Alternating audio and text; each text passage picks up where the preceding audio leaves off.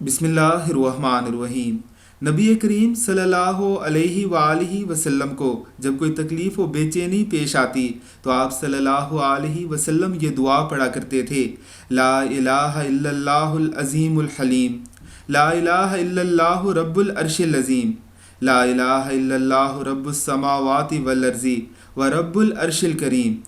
असलाफ और अकाबिर इसको दुआए कर्ब कहा करते थे। अरब के एक शेख पिता की शदीद तकलीफ में मुब्तला थे, यानी पित्ते की तकलीफ में मुब्तला थे।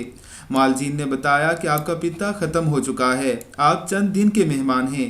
शेख कहते हैं कि मैंने बकसरत आयतुल कुर्सी और मज़कूरा दुआए कर्ब पढ़नी शुरू कर दी। कुछ दिन बाद मुझे अफाका महसूस हुआ। मैंने मालजीन को चेक करवाया। मालजीन ने बताया कि आपने कहाँ से पित्ता तब्दील करवाया है कि आपके जिस्म में बिल्कुल सेहतमंद नौजवान वाला पित्ता लगा हुआ है। शेख ने कहा कि मैंने बिल्कुल पित्ता तब्दील नहीं करवाया, बस ये आयतुल कुर्सी और दुआए कर्ब का ही समरा है। दूसरे दोस्तों तक भी इस दुआए मुबारका को ज़रूर पहुँचाइए।